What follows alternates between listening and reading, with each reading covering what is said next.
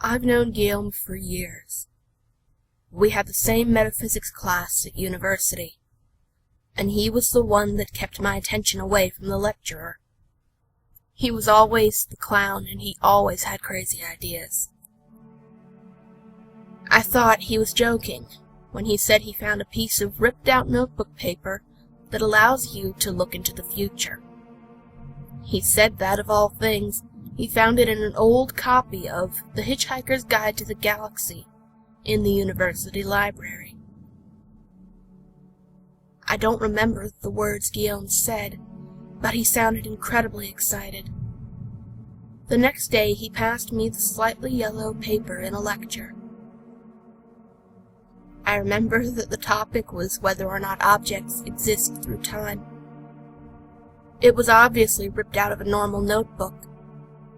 There were the usual punch holes on the left, and the lower part of the page was ripped off.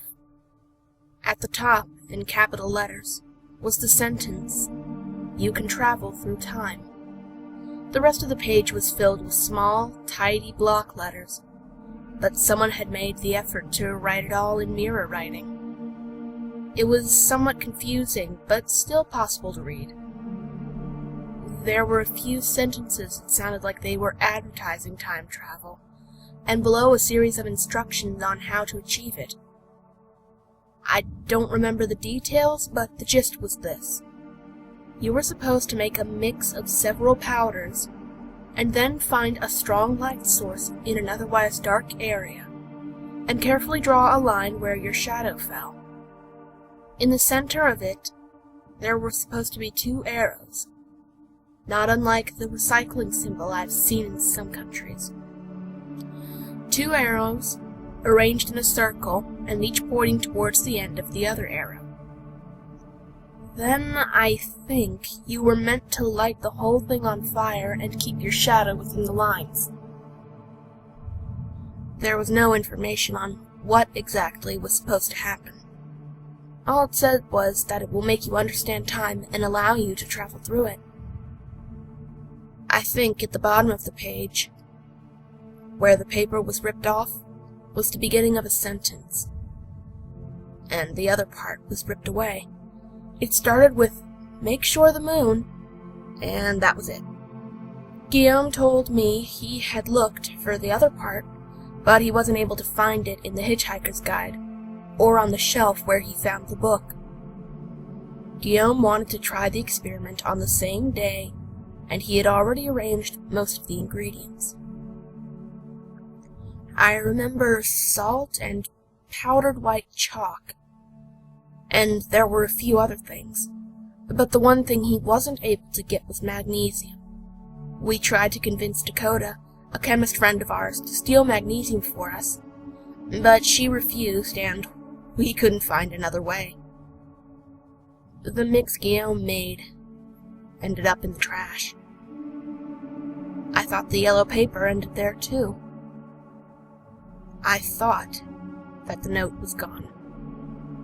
Until 2 weeks ago when Gilm texted me. It was years that I last spoke to him, and his sentence only contained 2 words. Guess what? I gave him a call and Gilm asked me the same question. I guessed that he was engaged, and he laughed and asked me whether I remember the note, which I didn't until he said that he meant the time travel instructions. Gilm found the note in one of his old textbooks, and he wanted to give it another try. I laughed at him. I thought he was joking, and we ended up talking for nearly an hour about the good old times. Then I told him about my awesome-sounding but horribly boring job, and Gilm told me about his recent breakup.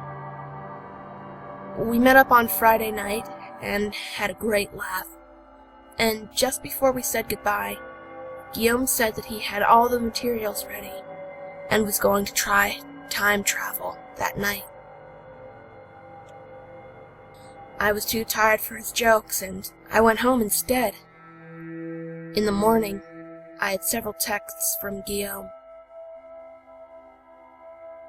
12:14 a.m. Gotta try it now. See you in the future, mate. 12:51. Burns like hell, but not much else.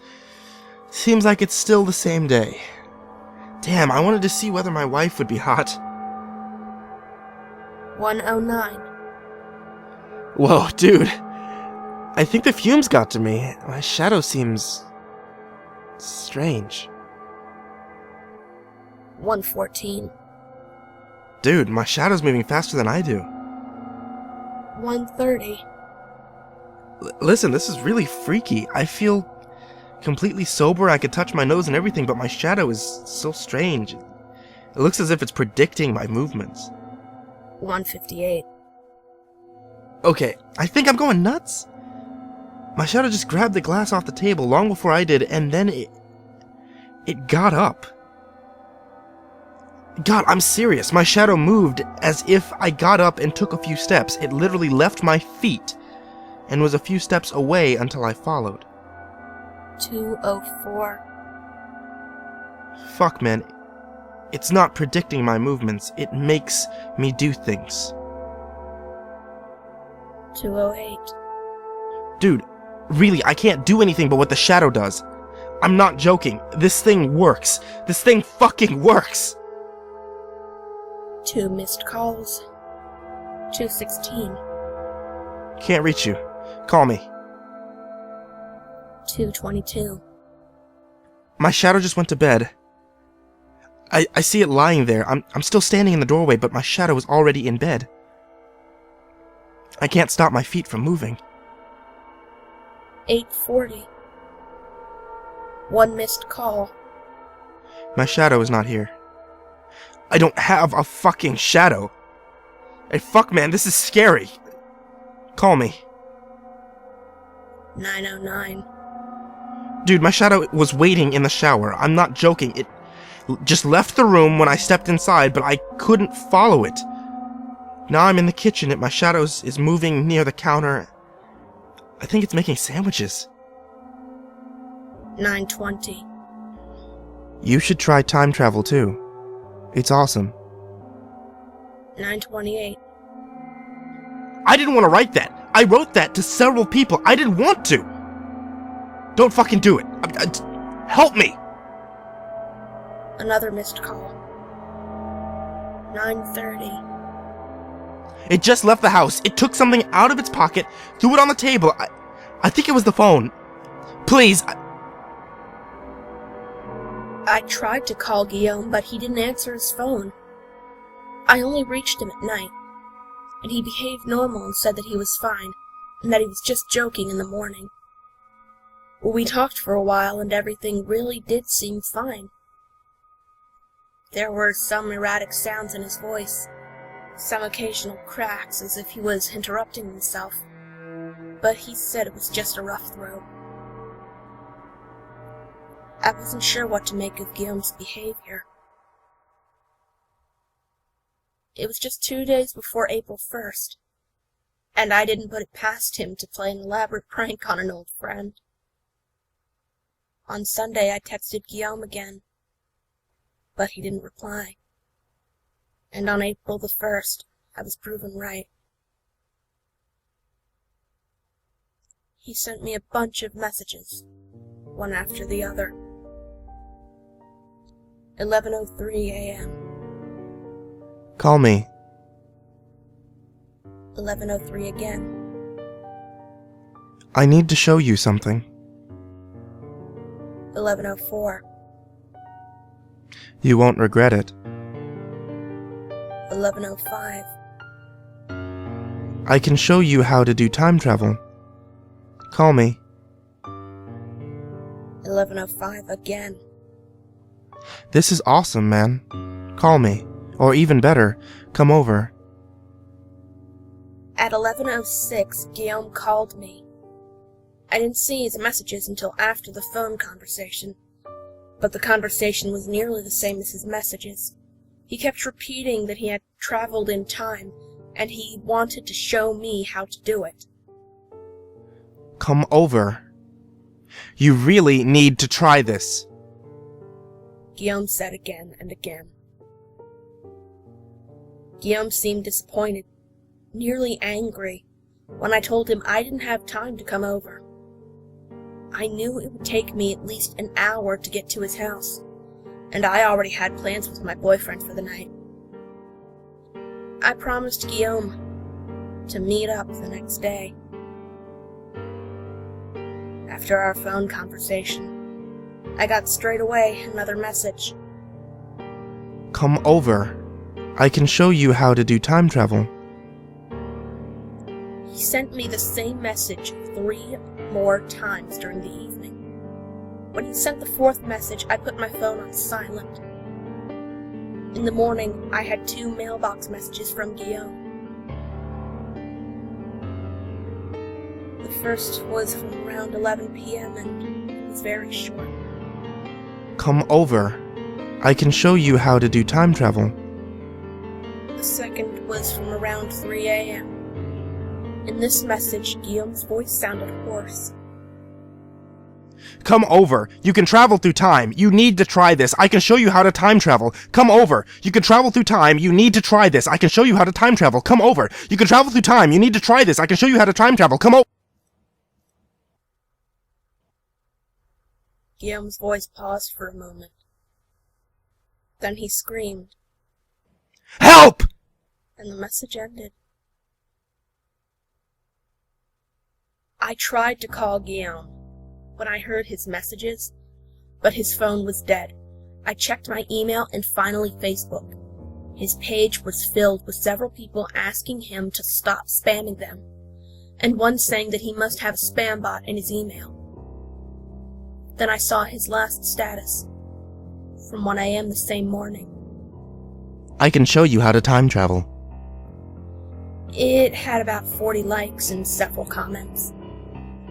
The first were asking Gilm for his secret, but the latter comments were all asking Gilm to stop spamming their inboxes.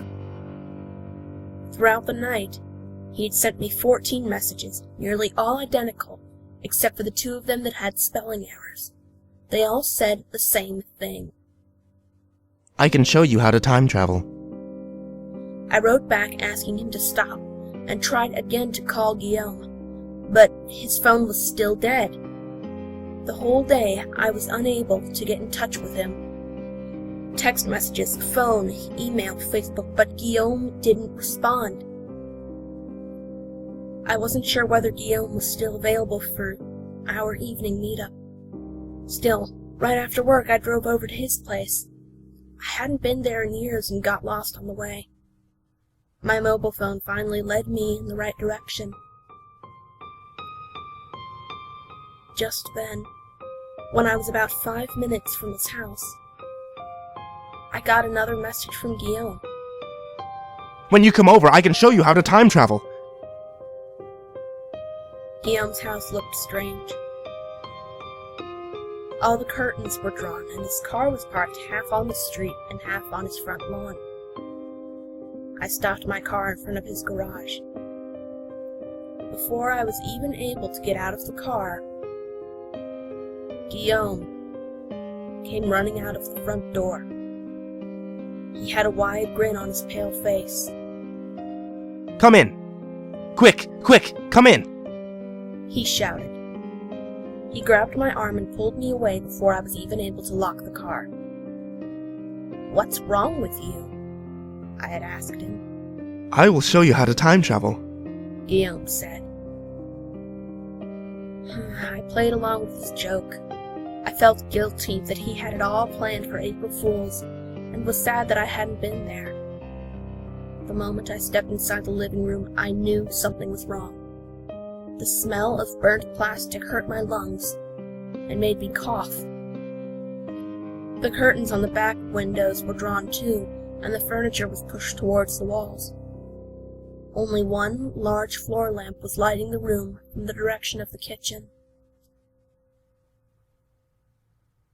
On the wooden floor, in the center of the living room, were several plastic sheets.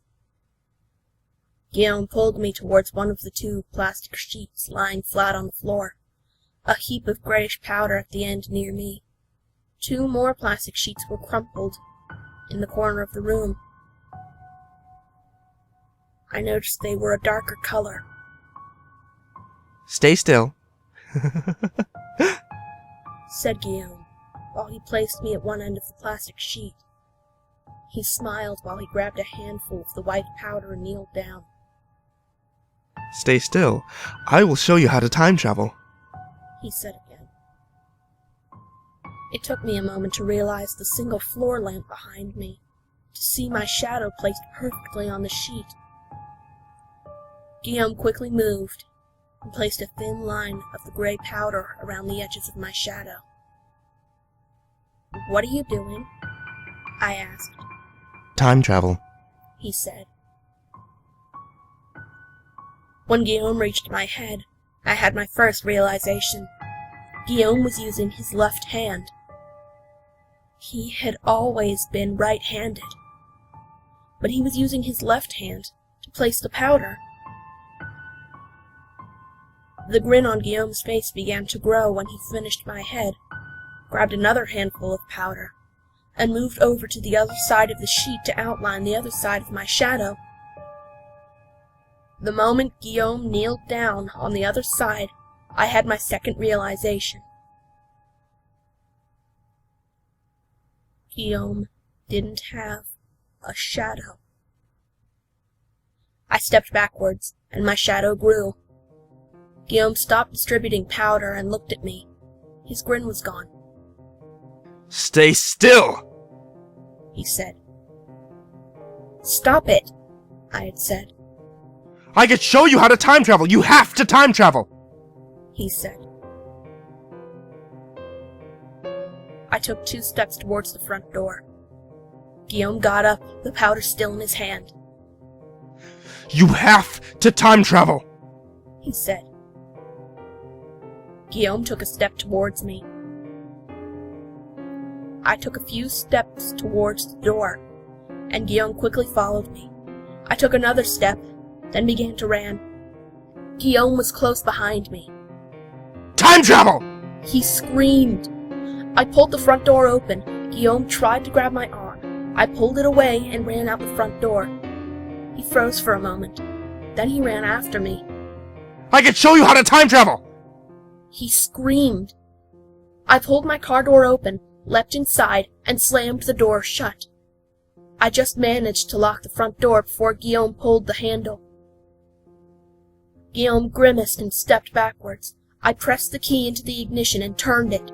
Outside, Gilm threw his gray powder on the floor and pulled something out of his pocket. Just when I began to pull backwards, he lit a match. I will show you how to time travel! He screamed. The car moved away from Gilm's garage, just when the powder began to burn. Only when I got on the street, I realized that the fire was just right next to where my car had been. Gilm hadn't tried to throw the powder on my car. He had thrown it at the car's shadow. Time travel! Screamed Gilm while I pulled away. On the drive home, I convinced myself that it was just a prank. When I got home, I was half expecting to find a video of myself online. Instead, I realized that I couldn't access Gilm's Facebook page anymore. I still can't. I still can't access his page, and I can't reach him. I thought about calling the police or maybe social services or somebody else that deals with mental problems. But late that night, I got another text message from a mutual friend of ours from university. It was Dakota, our chemist friend, and since then she has sent me 30 more messages. They all say exactly the same thing. Come over. I can show you how to time travel.